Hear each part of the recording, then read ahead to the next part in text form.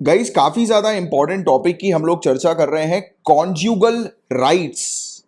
कॉन्ज्यूगल rights के बारे में हम लोग आज बात करेंगे। कॉन्ज्यूगल राइट्स यानी कि दाम्पत्य अधिकार। क्वेश्चन ये बन रहा है, क्या किसी महिला को पति के साथ दाम्पत्य जीवन मतलब कि उनका जो वैवाहिक जीवन है इसमें रहने के लिए बाध्य यानी कि बाउंड किया जा सकता है? सुप्रीम कोर्ट ने इसी चीज पर केंद्र से जवाब मांगा है। किसी शादीशुदा महिला को दाम्पत्य जीवन में रहने के लिए बाध्य करने वाले हिंदू मैरिज एक्ट के प्रावधान पर सुप्रीम कोर्ट में सुनवाई हो रही है। अभी ये केस चल रहा है, हियरिंग चल रही है इसी मामले पर, इसी मुद्दे पर कि एक शादीशुदा अगर एक कपल है उसमें अगर महिला अगर नहीं रहना चाह रही है हस्बैंड के साथ, तो क्या कोई ऐसा कानून है जो कि बाध्य बनाता है इस चीज को, महिला को अपने पति के साथ रहने के लिए बाउंड बनाता है? राइट, तो इसी पर हम लोग चर्चा करने वाले हैं। ये है कॉन्ज्यूगल राइट्स। कॉन्ज्यूगल अच्छे से याद रखना, कॉन्ज्यूगल कॉन्ज्यूगल राइट्स, क्योंकि ऐसे क्वेश्चन पूछे जाते हैं। कॉन्ज्यूगल राइट्स क्या है? तो ये दाम्पत्य अधिकार हम लोग को देखने को मिलता है, तो इस पर हम लोग बात करेंगे डिटेल में। राइट, इसी चीज पर कि क्या किसी शादीशुदा महिला को अपने पति के साथ दाम्पत्य जीवन में रहने के लिए बाध्य किया जा सकता है। सुप्रीम कोर्ट के सामने ये बड़ा सवाल है। सुप्रीम कोर्ट ने याचिका को महत्वपूर्ण बताया है, बहुत महत्वपूर्ण बताया है सुप्रीम कोर्ट ने इस याचिका को, जिसमें दाम्पत्य जीवन बहाल करने के कानूनी प्रावधान को चुनौती दी गई है। यानी कि ऐसा कानून, ऐसा लॉ जो कि दाम्पत्य जीवन को यानी कि इस प्रकार के जो यानी कि वैवाहिक जीवन जो होता है, जिसमें मैंने अभी आपको बताया कि अगर महिला नहीं रहना चाह रही है बट फिर भी फोर्स करता है या बाउंड करता है उस महिला को उस हस्बैंड के साथ रहने के लिए, तो ऐसे पर्टिकुलर कानून या फिर ऐसे जो प्रावधान है कानूनों के अंदर, तो उसको चुनौती दी गई है। हिंदू मैरिज एक्ट और स्पेशल मैरिज एक्ट के तहत दाम्पत्य जीवन बहाल करने और सहजीवन यानी कि सेक्सुअल रिलेशनशिप को बहाल करने का अधिकार है। यानी कि इन दोनों में ये वाली चीज हमें देखने को मिलती है। राइट, कि मतलब कि वैवाहिक जीवन जो है वो के लिए फोर्स किया जाता है एक कपल को, अगर वो कपल में से यानी कि एक स्पाउस जो है वो अगर नहीं रहना चाह रहे हैं, एक पार्टनर अगर साथ नहीं रहना चाह रहे हैं, तो ऐसे कानून है जो कि उन्हें फोर्स करते हैं साथ रहने के लिए। राइट, और इस प्रावधान को चुनौती देने वाली याचिका को अहम बताते हुए सुप्रीम कोर्ट ने केंद्र सरकार से 10 दिनों में जवाब दाखिल करने को कहा था। अभी आज 21 तारीख को मैं ये लेक्चर जो है वो रिकॉर्ड कर रहा हूं, क्वाइट पॉसिबल शायद आज ही आपको मिल जाए ये लेक्चर, या फिर कल 22 तारीख को ये लेक्चर आपको मिल जाएगा। तो 22 तारीख को जो है वो जवाब दिया जाएगा केंद्र सरकार के द्वारा, या फिर अगर ये डेट आगे बढ़ाते हैं या जो भी होता है तो उसकी अपडेट मैं आपको इस पर्टिकुलर लेक्चर के कमेंट बॉक्स पर प्रोवाइड करा दूंगा। राइट, आप अगर बाद में भी देखेंगे कभी इस लेक्चर को तो आप कमेंट बॉक्स पर लेटेस्ट अपडेट जो है वो देख लीजिएगा, क्या लेटेस्ट अपडेट आई है। कुछ अगर इंपॉर्टेंट एग्जामिनेशन के लिए कुछ लेटेस्ट अपडेट होती है तो इसी में मैं ऐड कर दूंगा, शामिल कर दूंगा। तो महत्वपूर्ण कानूनी सवाल ये ऑनरेबल सुप्रीम कोर्ट ने कहा है, इनके तीनों जजों की बेंच के सामने केंद्र सरकार से इस मामले में जवाब दाखिल करने के लिए 2 हफ्ते का वक्त मांगा। यानी कि केंद्र सरकार ने बोला कि 2 हफ्ते का वक्त जो है वो इन्हें दिया जाए। That is not important for us, exam के लिए ये चीज हमारे लिए इंपॉर्टेंट नहीं है।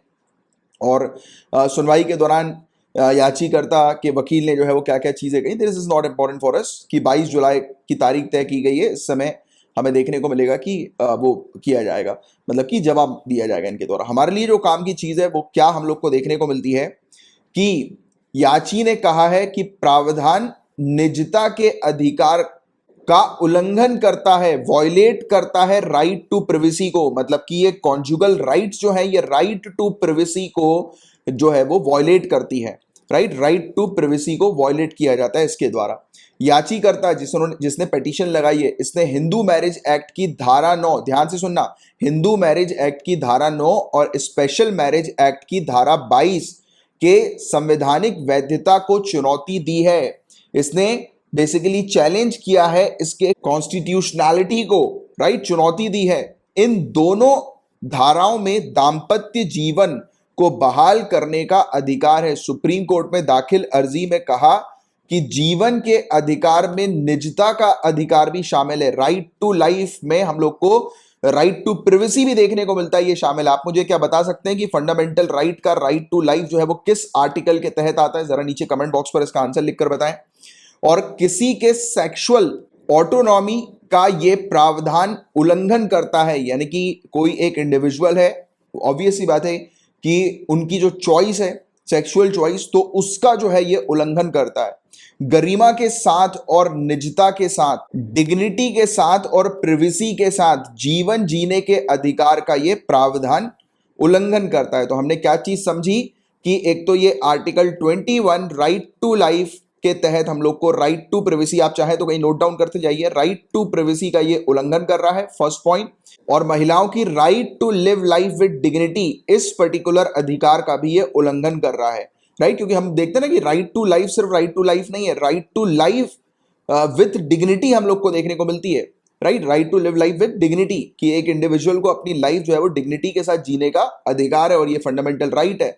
तो इसका ये उल्लंघन कर रहा है कॉन्जुगल राइट, राइट, दाम्पत्य अधिकार। साथ ही साथ सेक्सुअल चॉइस या सेक्सुअल ऑटोनॉमी का उल्लंघन कर रहा है, राइट। तो ये सब चीजें इसके अंदर हम लोग को देखने को मिल रही है और ये राज्य द्वारा एक तरह से दंडात्मक कार्रवाई की तरह है, यानी कि एक प्रकार की पनिशमेंट की तरह है ये कानून महिलाओं के लिए, right. Gujarat national law university के 2 स्टूडेंट्स की ओर से अर्जी दाखिल कर दाम्पत्य जीवन को बहाल करने के प्रावधान को चुनौती दी गई है।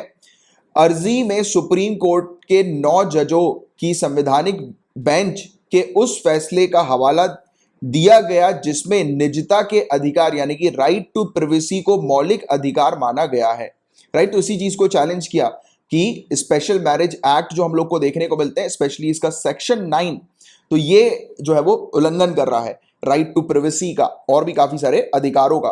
कहा गया कि Hindu marriage act, special marriage act के प्रावधान में महिला को अपने पति के साथ सहजीवन बहाल करने के लिए बाध्य किया जाता है, यानी कि उससे उसकी सेक्सुअल ऑटोनॉमी छीन ली जाती है। दाम्पत्य जीवन के 2 महत्वपूर्ण कंपोनेंट्स हैं, सहजीवन यानी कि उनको लाइफ लॉन्ग उस व्यक्ति के साथ रहना है, और शारीरिक संबंध। मौजूदा प्रावधान के तहत इस बात के लिए बाध्य किया जा सकता है कि दाम्पत्य जीवन बहाल किया जाए, राइट। आदमी या औरत कोई भी दाम्पत्य जीवन बहाल करने का आदेश होने के बाद दूसरे के खिलाफ एक्शन ले सकता है।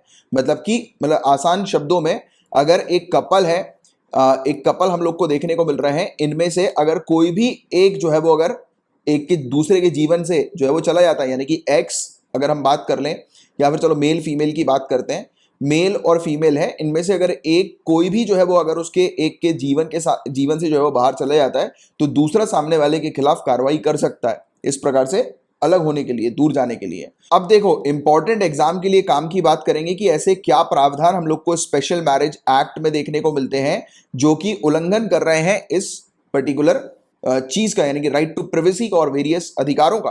तो हिंदू मैरिज एक्ट की धारा 9, इसके मुताबिक, ध्यान रखना, हिंदू मैरिज एक्ट की धारा 9, इसके मुताबिक अगर पति या पत्नी बिना किसी वैध कारण यानी कि बिना किसी लेजिटिमेट रीजन से एक दूसरे का साथ छोड़कर अलग अलग रहते हैं, तो दूसरा पक्ष यानी कि एक्स और वाई में से, जैसे कि मान लेते हैं कि एक व्यक्ति जो है उसने मतलब एक कपल जो है वो एक दूसरे से अलग हो गए और बिना किसी कारण के, बिना कोई कारण बताकर, तो जो दूसरा है यानी कि जो गया नहीं है, यानी कि जो साथ रहना चाहता है, वो व्यक्ति कोर्ट का दरवाजा खटखटा सकता है। और कोर्ट अगर सामने वाले व्यक्ति की याचिका को सुनकर अगर संतुष्ट हो जाती है, तो दूसरे पक्ष के बारे में, और इवन अगर कोर्ट को पता लगता है कि दूसरा पक्ष बिना किसी उचित कारण के अलग रह रहा है, तो फिर अदालत साथ रहने के लिए यानी दाम्पत्य जीवन को कंटिन्यू करने के लिए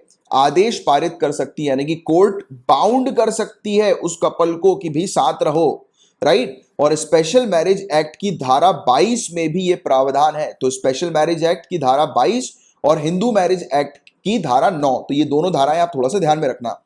याचिकाकर्ता ने गुहार लगाई है कि हिंदू मैरिज एक्ट की धारा 9 और स्पेशल मैरिज एक्ट की धारा 22 इसके प्रावधान को खारिज किया जाए। तो point to be noted, exam में ये वाली धारा आपसे पूछी जा सकती है कि ये किससे रिलेटेड है, कॉन्जुगल राइट से रिलेटेड, दाम्पत्य अधिकार से रिलेटेड हम लोग को ये देखने को मिल रही है।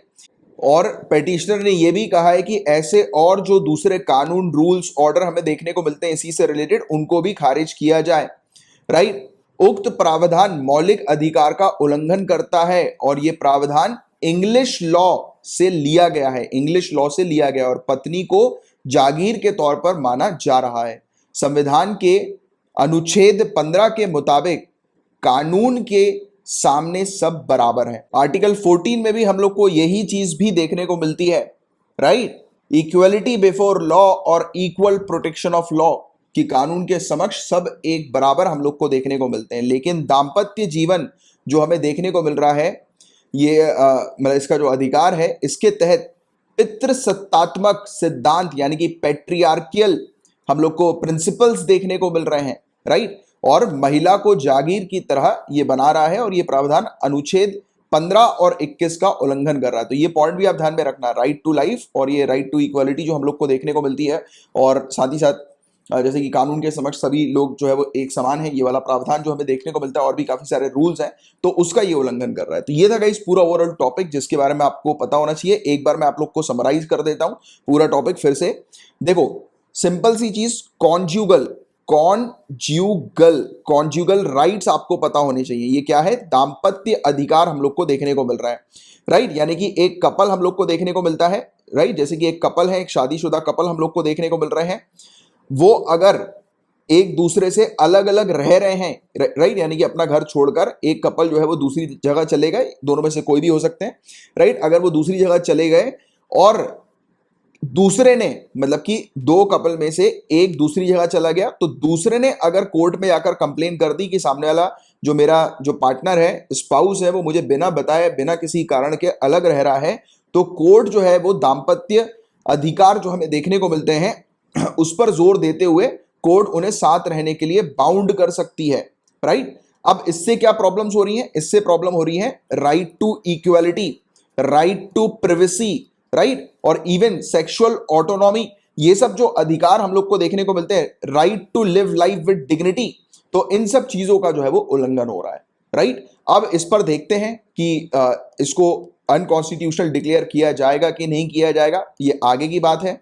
22 तारीख को इस पर आगे केस जो है वो उसकी सुनवाई होगी, तब हम लोग इसके बारे में डिटेल में और चर्चा करेंगे। तो चलो गाइस, फिर इसी के साथ अब मैं वाइंड अप करता हूं। आपको अगर ये पूरा टॉपिक अच्छे से समझ में आ गया होगा तो लाइक का बटन जरूर हिट कीजिएगा, शेयर करिएगा। काफी इंपॉर्टेंट टॉपिक है, इससे रिलेटेड क्वेश्चन बनेगा। कॉन्जुगल राइट एक तो टर्म भी ऐसा है, इस टर्म को आसानी से लोग समझेंगे नहीं, और इसी प्रकार से बाउंसर भेजा जाता है सिविल सर्विसेज के अंदर। तो कॉन्जुगल राइट, दाम्पत्य अधिकार, ध्यान से याद रखना।